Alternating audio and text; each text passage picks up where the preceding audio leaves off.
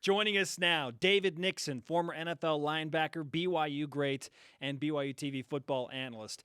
David, we've been talking about Taysom Hill and what has to happen for him to be a top 5 Heisman Trophy candidate at the end of the season. Jeremy and I feel like it hinges on that Texas game and him outdoing his 2013 performance, not specifically running for 260 yards, not going to happen, but having a great game and getting a win at Texas. Where do you feel like he becomes a top 5 candidate? No, I would agree. I think Texas is a huge game for him. I agree that it's going to be tough to outdo his rush performance from last year. But I wouldn't put it past him. I know Taysom has that. I know he has that for sure circle on his calendar. But I kind of look a little further down the road, and you guys have been discussing a little bit about Central Florida and how they raise their ticket prices, et cetera.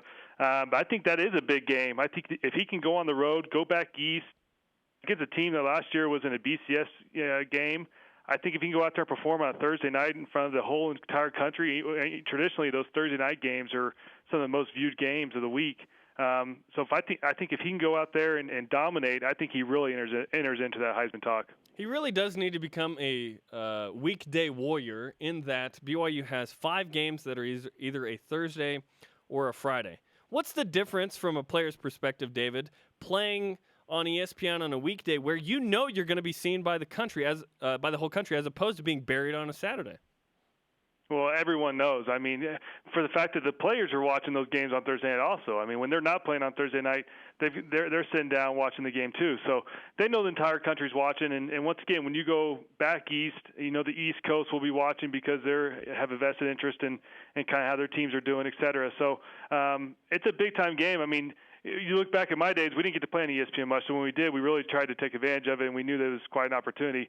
These days, these guys are on there almost every week. But no question that Thursday night game, you know, and Coach Mihal used to mention it. He'd say, look, this is our chance to shine. It's our chance to show the country that we belong in the top 25, and that we got to go out there and play ball. And so for sure that this will be a big game. And once again, especially with Central Florida coming off the special season they had last year. BYU TV football analyst David Nixon on BYU Sports Nation.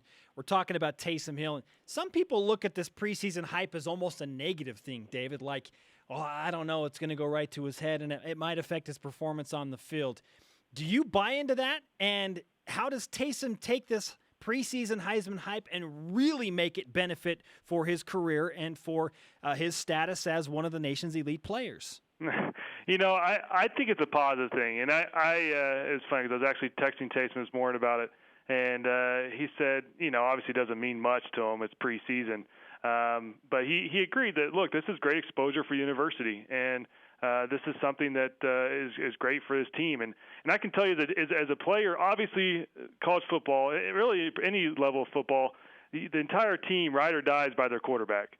And I remember playing with John Beck and Max Hall. We knew that if they had a great game, there was a terrific chance we'd win that game. If they had a tough game, we knew the defense would have to have an outstanding game to pull out a win. So when the teammates see a guy like Taysom, who's their leader, who's getting these accolades, he's the one in the press. In all honesty, it's a boost to your teammates. You know that you've got a guy at the helm that can take control and who has the confidence to go forward and lead his team. And so, if anything, I think for his teammates, it's a positive thing to say, look, the rest of the nation thinks our guy's a stud, so we might as well think our guy's a stud, and you kind of rally around your leader. So, all in all, I think it's a positive thing. I really don't see any downside. I think the people that say, oh, well, his head's going to be elsewhere, I think that's just, them trying to find something to talk about. In all reality, I think it's a great way to show the hard work that Taysom's put into his career up to this point. And if anything, it's going to help the team with their confidence going forward. David, you played with Max Hall, who had a similar situation to Taysom right now, which is making the leap from a sophomore starter and then now year 2 as a junior. What kind of development did you see in Max that you hope might happen in Taysom? Well, I think it was just the film time. Max all of a sudden took it very, very serious in preparing for games. And once again, leading his team. I mean, you look at Taysom, first year under, I'm referring to last year, first year under Coach Anai's new offense.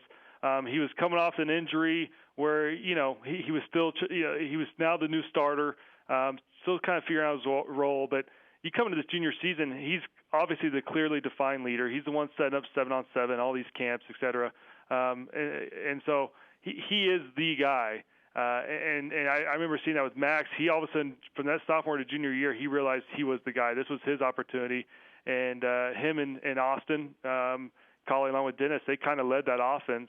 And then defensively, we did our thing. But we knew that once again, depending on how they did, it was going to either make it a great game, a blowout like we did to UCLA 59-0, or it's going to be a tough outing like it was at TCU that year. So it all comes down to the offense. And once again, if you have a guy who's a pure leader and a guy who's being talked about as being a stud throughout the country, once again, I think it's only a positive. David, you bring up a great point in that it's year 2 of the go fast, go hard offense under Robert Anae. Along with that, and with Taysom now feeling like he is the guy, what kind of season, what kind of numbers would you expect from Taysom Hill from a realistic perspective as an analyst? Well, I think he'll have a terrific season. And to be honest, I'm not sure if his rushing numbers will be as high as they were last year, because I think he was put in situations where he had to use his legs more often than not. I think he'll rely more on his arm. And I'm okay with that, by the way. I'm totally okay with that. And I think he's okay with it. I think after his body getting beat up so much last season, I'd see him after the games, and I remember a few of the games, his gum on his lip was all bleeding. He had a chunk taken out of that, and his body was bruised. And I think he wants to pass more. And the great thing about him, though, is he once again can use his legs if he needs to, and he's obviously very good at it. But numbers-wise, I don't know if I can really predict anything, but I do think his numbers will be better than last year. I think his accuracy will be much better. And once again, I think with it being the second year, he'll be more comfortable in the system. I think he'll allow more time to drop back and sit in the pocket and try to find some open receivers. And once again, the offensive line, I think, will be improved, which will give him that time. So I'm excited. I think he's having a great year. I think the rest of the country is starting to realize he might have a great year with these accolades that are coming out, with him being on the front of sporting news magazines, et cetera. And it creates that buzz that once again gets us excited for this football season. 54%. That's what his completion percentage was last year. He's talked about getting that to 60+. What's the number one thing he has to do to get that 6%, at least 6% higher, David? I think it's just composure in the pocket. And once again, last year, I think because of the offensive line and the woes BYU had there, I think he had a lot of pressure on him. I mean, you watch a lot of his incomplete passes. He had somebody in his face pressuring him. Sure, he had a few errant passes, but all in all, I think it was due to the kind of the lack of play by the offensive line. But once again, this year I think they're coming together. He got more experience there, and I think it's going to be his composure in the pocket, sitting back, and he's going to be thrown to some big wide receivers. I mean, you look at Mitch Matthews, 6'5", you look at Nick Kurtz, 6'5", 6'6". I mean, you've got some big, tall targets that he'll be throwing to. And Jordan Leslie, 6'3". Jordan Leslie, 6'3". I mean, by far, and this is probably mentioned before, but I think this is definitely the tallest wide receiving corps that BYU's had, maybe ever, and one of the tallest in the nation, no doubt. But he'll have some big targets, and I think for that reason alone, you'll see that percentage way above 60. Interesting stat here. So Taysom threw 438 passes last year. If he had completed 6% more, that's just 2 more completions a game. That's not that much. He can do that. It's a simple fix. It's really not. Then you look, of course, at the Virginia game, terrible conditions, and I think that affected his overall stats.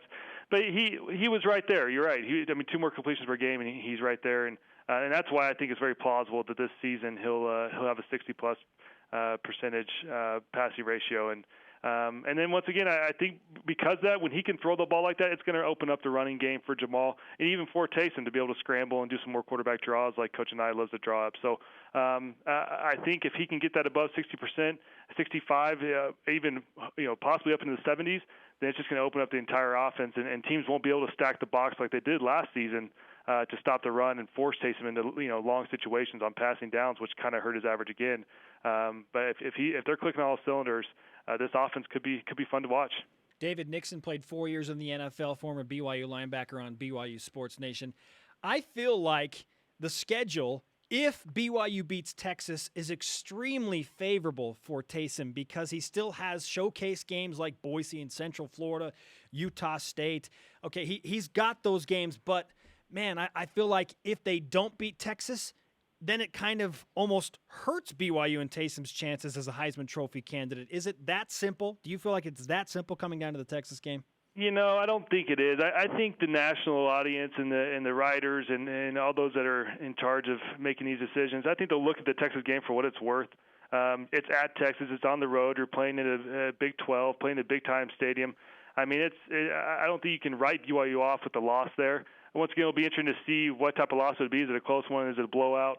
But obviously a win is huge. But I think a close loss to Texas there, I don't think that all is over with the season, because you do, like you said, you have some big games ahead of you with Utah State and Central Florida and Boise State, and then of course Cal at the end of the season. So if BYU can say they do lose that one, then they can finish out with 10 straight wins and still go 11-1, and that's a pretty solid season. Does Taysom have to win that game to be in the top 5 of the Heisman though?